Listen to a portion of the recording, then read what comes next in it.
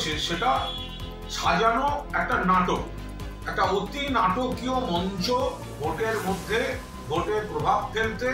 এবং এটাও তদন্ত দরকার যে এই দৃশ্যটা তৈরি করতে কেউ বা কারা যারা বঙ্গ বিরোধী, বাংলার বিরোধী বদনাম করতে চায়, তারাই এসে কিছু অস্ত্র শস্ত্র রেখে দিয়ে তারাই আবার উদ্ধারের নাটক করছে কিনা, সেন্ট্রাল এজেন্সি গিয়ে উদ্ধার করছে কিনা।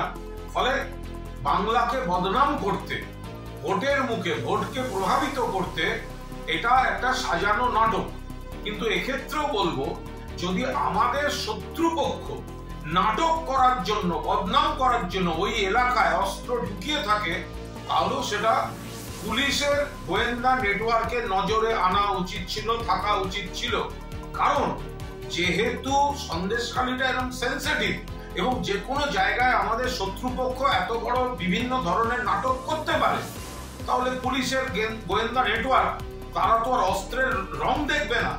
যারাই ঢুকিয়ে থাকুক এই পিস্তল, যারাই ঢুকিয়ে থাকুক কার্তুজ, তাহলে পুলিশের সেগুলো থামানো উচিত ছিল। সেই কারণেই আজকে প্রতিপক্ষ নাটকটা মঞ্চস্থ করার একটা সুযোগ পেয়ে গেল।